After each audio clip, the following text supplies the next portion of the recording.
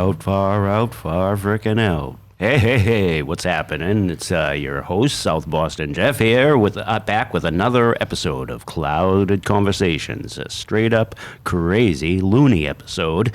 Okay, and I'm gonna go around my little horn here. It's kind of a big horn, actually, like the chief. But, okay, we got my pal, Quincy Briscoe, the milkman. How you doing today, Quincy? Oh, I'm all right. How about you? No, not bad at all. Just chilling. You know how I do it. And with me for the first time is a buddy of mine, and he's going to be he's here to learn the ropes because he's going to be having his own podcast in a couple of weeks, a week or so. My old pal CJ. What's happening, CJ? Hey, Jeff. How you doing? Oh, I'm doing great. Doing absolutely great. I do what I love on this show. Would you care for a gummy? A weed gummy or a hash gummy? But I got it all going on in here. You got it all. Yeah. So, for this episode, hey, Quentin, a couple of weeks ago, me and my pal Quincy were over at TC's for a cookout, and one of the first ones for the year, and Quincy got to see my very favorite movie for the very first time, One Flew Over the Cuckoo's Nest. How'd you like it, Quincy? I think it's a classic. Yep, an instant classic. I bet you absolutely loved how it had two characters from the Sunshine Cab in it. That's a fact. Yeah. Could you elaborate me on which ones once more? Well, let's see. One of them, Back to the Future. Oh, yep, that's right. Christopher Lloyd is one of them. Jim Ignatowski himself, Christopher Lloyd, and the other one, like the leader of the Sunshine Cab. You know him. You love him. That would be Louis De Palma, Danny DeVito. Yep. Gotta love Louis De Palma. And also, from one of your favorite TV shows, Chico and the Man. We had Scatman Crothers. What'd you think of that? That is so cool, so awesome. Because I saw your face light right up as soon as he got on screen. Because who didn't love Chico and the Man? The days of, and not only do I know him as Chico and the Man, the trash guy, but I also know him as Hal B. I am the legend, Hong Kong Phooey. Number one super guy. Hey. Yeah, well, all right. Now who didn't love Chico and the Man, and who didn't love Hong Kong Phooey? Well, I loved Hong Kong Phooey. I was Chico and the Man was a little before my time. I've seen one or two episodes, but Scatman was in. I grew up with Scatman and those classics on Saturday morning. Cartoons, and then they made time for Chico and the Man, as Wolfman Jack would say, because he's just a golden classic, and he was in the golden classic. Now that movie, all your characters came together, and you know what? I'm gonna have to say one of the best parts of that movie when they were fighting over cigarettes. Now, was that funny? That was. Now, Quincy, it's one of my favorite movies, so I'm gonna go over all these characters. Sure. Because each one of these photos I got here comes with a great story. Let's have it. Because and it all started out with my first meeting, but each of these characters. So we're going to go over all these these fantastic autographs that I own. To be very careful with them, mind you. You can hold them. I know how precious precious autographs are. Well, just to make sure. You can show them to me because I know, like I said, I know how precious. If you're handling them, just make sure you don't. I'm not going to handle the autographs. You can show them to me, and how's that sound? Okay, so what started off this collection was. My favorite one right here is the Jack Nicholson. Now, this is the classic shot of him, spraying the sink. Now, I got to meet Jack at the probably around the spring of 1996 when he was in town filming The Departed. He was Okay, yeah, he was filming in the. Well, he wasn't really filming at the time, but he was. It was during the production of The Departed, and he went out on a little fishing trip with Martin Scorsese and a few other guys because they both like to fish, and. I got Jack Nicholson. I heard I was working for the city of Boston, at the time, so I heard he was going to be there. I rushed right over to Pix and got a picture. And I was there, and I waited at the wharf for about 10 minutes, and waited till the boat pulled in, and I didn't see Martin Scorsese, but I saw one of Jack Nicholson's assistants, one of his personal assistants that I happened to recognize, and he looked over the stern of the boat, and he noticed that there was just me and one other fan. So we probably went back and told Jack, not that many people at all here. So and then before I knew it, Jack Nicholson was right in front of me, sporting a leopard skin bathrobe, a pair of sandals, and of course a pair of shades. Wow. And I was nervous as hell, and I had a camera in my hand, a disposable one, and I was like, Mr. Nicholson, could you do possibly? I'm shaking and holding the picture in my hand, and he's like, hey, kid, why don't you just relax? I'm not going to bite you. And I'm like, oh, thank you, Mr. Nicholson. So he signs the picture, and I was so nervous that I happened to drop my camera. By the time I would have got a picture. He would have done a picture because he did a picture for the other guy. But and then as he walked away, he flipped my pen into the Charles River. Classic move, probably so he didn't have to sign any more autographs. But it was a very intense moment for me. You know, I met my idol, my absolute idol, my favorite actor of all time, and it was just great. And it's what got me started out on my collection of One Flew Over the Cuckoo's Nest. Actually. Sure. So that was like. I decided. Nice. Oh boy, it was such a rush. Needed more, so I decided to see how many of the cast I could get. And you got them all? Almost. Some of them have passed away and everything, and I could only get them through writing letters, but I've got almost all of them. So, nice. One of the second one that I've met is Nurse Ratched herself, Louise Fletcher. Now she used to appear at the Comic-Cons and the Chillers. I got to meet her, and she's a very fantastic and very polite woman. So I guess that she passed away, I believe, last year. How old was she? Oh, I'm not sure. She was she was probably 65 or sure. She looked good in that picture. Well, this is a younger picture of her. This is a picture from the movie. Let me ask you this then. What year did Fly Over the Cuckoo's Nest? And then that picture, does it match? Yeah, does it match what? Well, okay, let me ask you. You said now she's 60 years old, right? She died when she was, I'm not sure. She died when she was 88. Yeah, all right, she was 88. September 23rd, 2022. She died, she's 88. Thank you very much, CJ. And now, already he's providing us with very useful information and making this go a whole lot smoother. And now, what year did Fly Over the Cuckoo's Nest? Cuckoo's Nest was released in 1971, I believe. Yeah. So she lived a long, healthy... 1975. Something like that. 75. 75, yes. She lived a long, healthy life. Yeah. With some real good entertainment. Like I said. Okay. Now we're gonna get to the man who played Billy Bibbit. Now his name is Brad Dourif. Remember this character? Actor. That is good. Oh yeah. That is so good. Yeah, Brad Dourif. He's in a lot of great movies. I mean, a lot of horror movies. He loves doing his horror Lord movies. of the Rings? Lord of the Rings, actually, yes.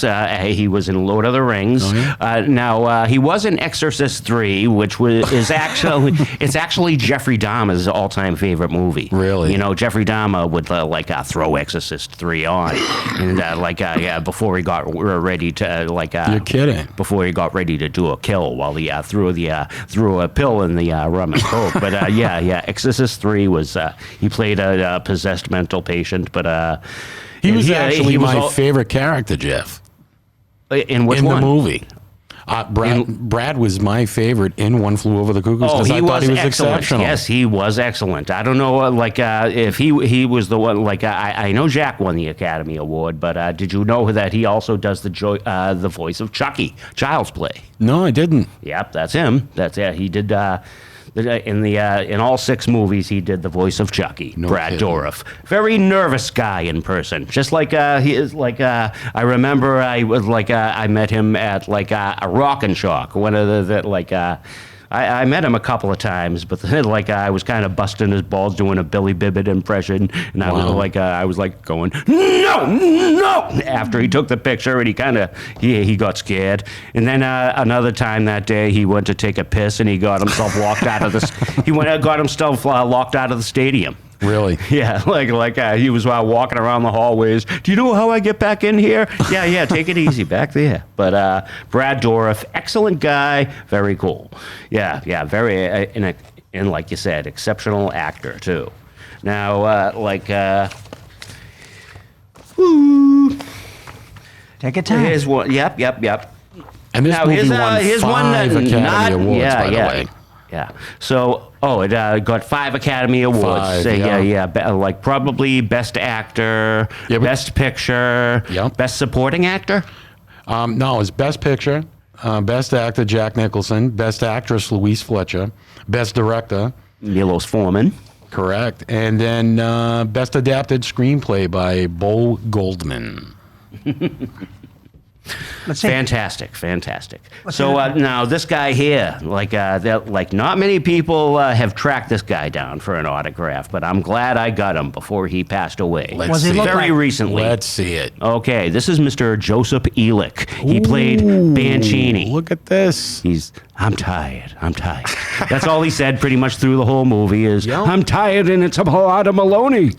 And he was actually the guy that during the basketball, he was trying to teach the chief how to play basketball. The chief climbed up on this guy's shoulder. Come on, Bancini. Come on, chief. Put it in the basket. I got the moves. I got him, chief. I'm tired. Oh, I'm tired. But How did you get him? He showed up at a convention about 4 or 5 years ago. He started making the rounds, and he was about 96, 97 years old when I got him and everything. So I'm glad I got him when I did. The only other thing I've known that he did was an episode of The Twilight Zone. One of those, Wow, okay. I forget what it was called, but I know Burgess Meredith was in it. But That's yeah. another golden classic. He was in this too, right? Yeah. Who? Burgess Meredith? No, Burgess Meredith No. was not in Cuckoo's Nest. Oh, okay, all right. Well, we can talk about Burgess another time. Yeah, sure. You got Chris Lloyd? Got no, Absolutely. Yeah, absolutely. Oh. That was, yep. So I was showing you that before, Quincy. That Mr. is- Chris, look at this. Is that a good picture or what? Amazing. Yeah, when I had him sign this picture, I was like, so what was Tabor's first name? Did Tabor have a first name? And he was like, no, not that I know of. I think just plain Tabor. And then probably about 3 or 4 years ago, it was they officially gave him a first name. So his first name is now Max. Max Tabor. Max Tabor. Yeah. Very, I guess Max fits that face. It does. But, we've met him. We have so many good, Christopher Lloyd stories. TC is a big fan of his work, of course, from the Back to Right the on. Future movies. And, Sure. Now, don't forget him, before Back to the Future. He was like, Of course, we discussed this. Jim Reverend Ignatowski Jim. himself. That's how I first got to love Christopher Lloyd as by Taxi. Yeah, and then Okie doke. I did. Yeah. Okey doke. I didn't recognize him in Cuckoo's Nest until after I No kidding. And then I and then I watched Cuckoo's Nest again, and then I was like, holy shit, that's Reverend Jim right there. Look, right next to Louie. How do you like that? Because I would say I was about 12 when I watched Cuckoo's Nest for the first time, and my brother Eddie, rest his soul, introduced me to this fantastic Can I ask movie. you a very important technical question? Yeah, sure, bud. Taxi and Cuckoo's Nest, how many years apart? What were those years in each? Yeah, 3 years? years apart. 3 years apart. 3 years. And Taxi was first. 1978. I mean, it was Cuckoo's Nest was 1975, and Taxi was 78. Yeah, Taxi was, that's right, September 78. Very important data. No, Very Which was important also data. a star-studded cast on that show. Amazing show. Okay. So do you, let's just- before you do you switch gears, recognize Jeff. this one? Do you recognize this one?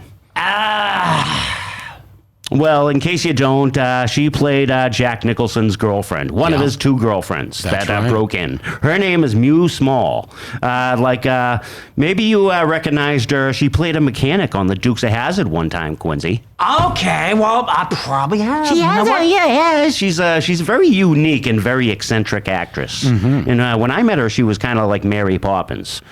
Very So, important. Now, you just mentioned 3 Dukes of Hazzard, Mary Poppins. No, yeah, she was. No, And she then- wasn't in Mary Poppins. That's what she kind of looked like. She had the same hair, she had the Well, same hat. But when I met her in person, but she was in an episode of the Dukes of Hazzard.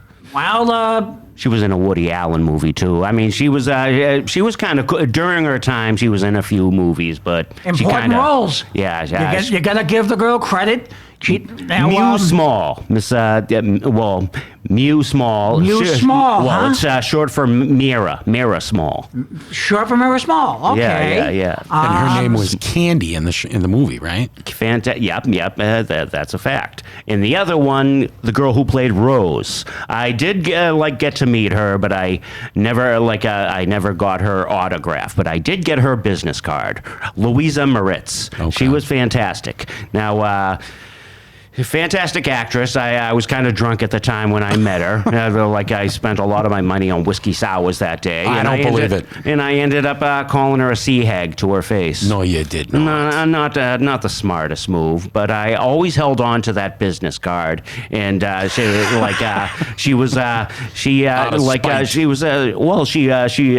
was a lawyer. She was she was a personal attorney. The law offices of Louisa Moritz, and before she died, I actually contacted her.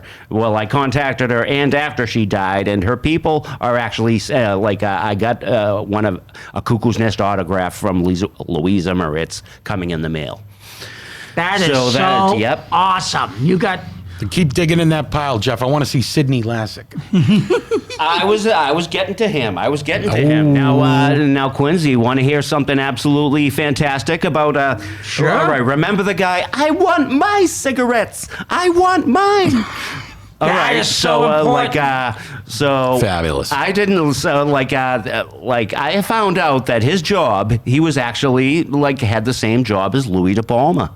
He was, really. Yes, he was a taxi dispatcher. Oh, baby. So I found out where he was a taxi dispatcher, some all the way in Canada, I believe. Oh, so important. I wrote to the company. This is before he died, and I actually scored an autograph of Cindy Les of That Jeswick. does that Can look I good or hold what? that? Does that This is beautiful. Look at this. look at that? Is he good or is he good? Good. This is a great picture. I wish we had video for this podcast because it's a picture of Sidney Lassick sitting next to Jack Nicholson. Unbelievable. What do you think of that? It's beautiful. Like I said, I had to Autograph. pull a couple of strings, and I also had to pull a couple of strings for this one here. What do you got there? What do you got there? I had to pull a few strings to get my. He's got Chief. Look at this. Yes, I had to pull a few strings to get my It's hands Willie on Sampson? that. That is a real. Yep, that is signed by Will Sampson himself. Oh, this is beautiful. Well, And this is the yeah. scene when he finds out that he's not deaf and mute. Yeah, that's when he gave him the stick of juicy fruit, and that's what he right. wrote down. Juicy fruit. And Juicy that's what fruit. Gum. he wrote down. Thank you. It says it. Yes, it says it right on there. Thank you, Will Sampson. This is a beautiful autograph. 75. Look at that. Yes, I found he was actually a Jeff, park this ranger. collection is amazing. Oh, Amazing. Yeah, I'm very glad you appreciate it, and I'm glad I was able to share it with you guys. Well, thank you. Doggy smell.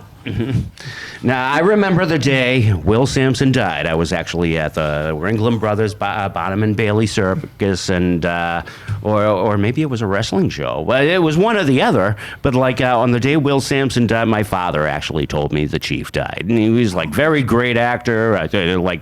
He was in Outlaw Josie Wales. He was in Poltergeist 2. I mean, it's like he's in all kinds of movies. You never know where you're going to see the Chief pop up. But actually, for One Flew Over the Cuckoo's Nest, they sent Michael Douglas out there to Canada to find a big Indian chief, and he came back with him. Michael Douglas came back with him. You have some good entertainment on your hands tonight. As Biggest usual. Indian I ever saw. So, Yep, quite a man. So, like, he was an artist, he was a painter, and he was also, he was an artist, he was a painter, and by trade, he was a park ranger when he was found. Like me, I was a park ranger. Well, I was a parks worker. Now, one more.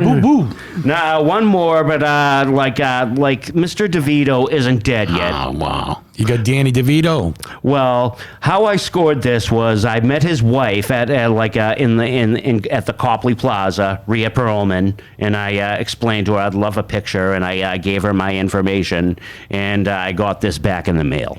It is, but like it's not the best picture in the world. But Sure it is. Oh, that's a great picture. What are you kidding? It isn't. But since he's still alive, I can get a better one. I bet half a dime. Time's the limit, Martini. In this I bet a case dime. here, let me put it this way. You can't This criticize the entertainer's picture. You know, that's a classical picture. You got to give something like that. How's that for an attitude? You got to love the picture. He plays an important role, and this is an important role. This is good entertainment. Yeah, it's my favorite movie, Quincy. So I'm glad Great movie. I'm glad that you enjoyed it, Quincy. What was your favorite part of the film? Mine. I'll have to say, pretty Yeah, much you, CJ. when after Scazzy is the part where said, "Wait a minute, those are my cigarettes." Oh yeah, we already went over that. Was a fantastic part. I'll have to say it's a combination. After Well, I it's discovered, that's also my favorite part, but a little later in that part, it was like when everybody dove on top, when all the guards and everything were fighting McMurphy, and then the chief dropped his broom and approached and was getting ready to rumble. Right. I think That is my favorite part of the movie. I think the rumble in that movie is very important. It is. That's what makes. It was a very tragic. It was a very action-packed. Well, I wouldn't say action fight scene, Sure but it is. you're at the edge of your seat. It was very different. That mental, it was a brawl. It was a good brawl scene. Like I said, it's the way they wrote the script. I'll say that every time when we're talking about good movies, it's how you write the script. And these people know what they're doing. So, what would you say, CJ? Like your favorite part? Probably the end. I like the end as well. It gets me pumped every single time when I see him rip out that. The problem with this movie is that it's almost impossible to pick up out a favorite part. From beginning to end, it's an all-time cinema I concur. classic. I agree. But if I had to pick three of my most famous favorite moments in the film, I would say definitely the fishing trip. Oh yeah. That was the last thing Especially they filmed when they in the get- movie, by the way.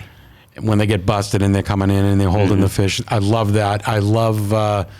Here's a little nugget you may not have noticed, but at the time that was filmed and everything, Jack Nicholson was dating Angelica Houston. So, in that scene where they're pulling into the when they got busted and they're pulling the boat, and it shows shows Angelica Houston on the bridge wearing an Argyle sweater. They just threw her in there, but yeah, a lot of excellent parts in that fishing trip. I like what that. do we do? I like the little scat- fishes, Yeah. dead fishes. Scat That's man right. cooks. And what are we going to do with these little fishes? Scat, big fishes. I love Scatman getting busted. Oh yeah. It just kills me. It just kills me. And then, of course, the end when the chief gets the sink and blows out the window and escapes. And then the end credits roll. It's gets you pumped every time. It gets you going. So maybe it brings a tear to your eye, but it's a fantastic part and a fantastic movie. And my old boy TC just walked in. What did you came in? All right, my favorite part of the movie, I would have to agree with you, Jeff. It's the very end of that movie. I mean, from top to bottom, the movie is fantastic. All right, it's an Academy Award winner. Won all the awards that year. Won Best Actor, Best Director, Best Actress, Best Picture, and of course, I was introduced around the same time you were, about 12 or 13 years old when I saw it, because I was a huge fan, of course, of Taxi. And Reverend Jim and Louis De Palma were my favorite. My grandfather goes, they were in a crazy movie together about a mental institution.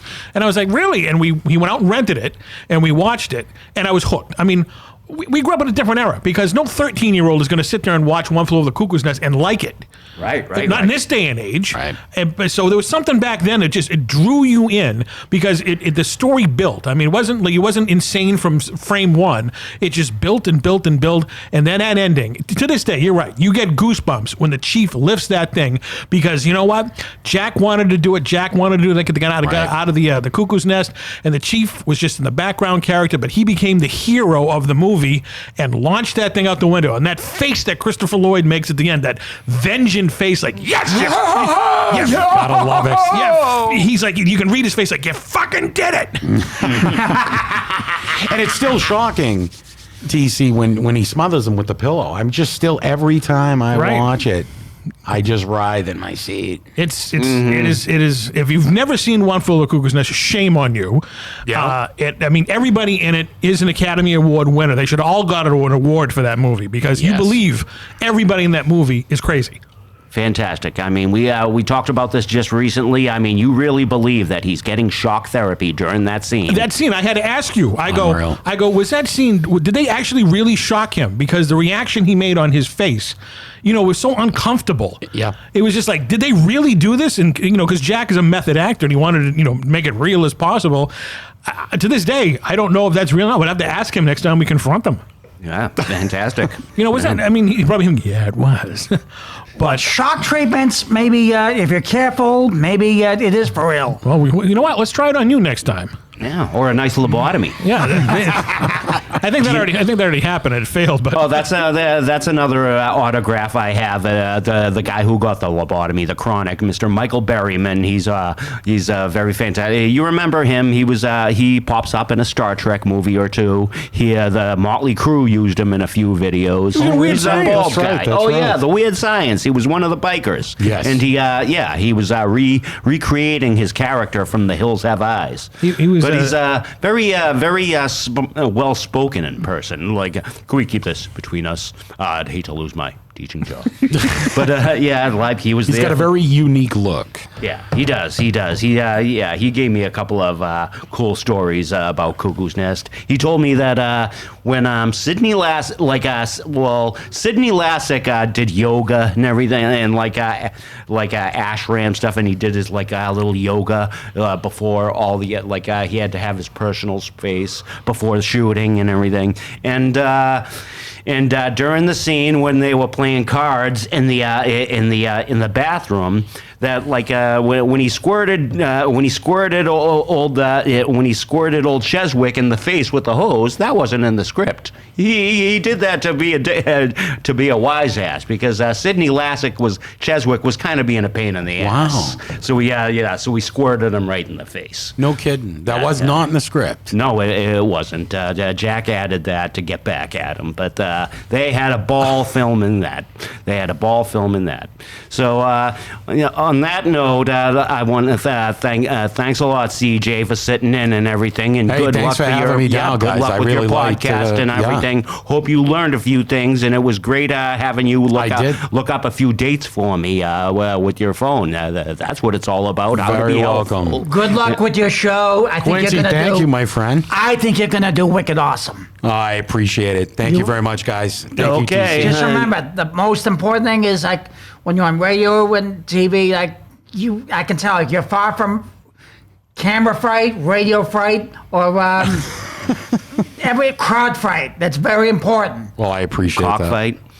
And and thank you also. Crowd fight. All right. Well, thank you also, Milkman, as always, my good friend. And thank you for joining me on this crazy episode. Oh, thank this you for- loony episode of Clouded Conversations. Thank you for watching, ladies and gentlemen. Medication and as I time. always say, drive carefully. We hope to see you again soon. Thank you for watching this very classical episode, Clouded Conversations. And we hope to see you soon. Yes. Yes.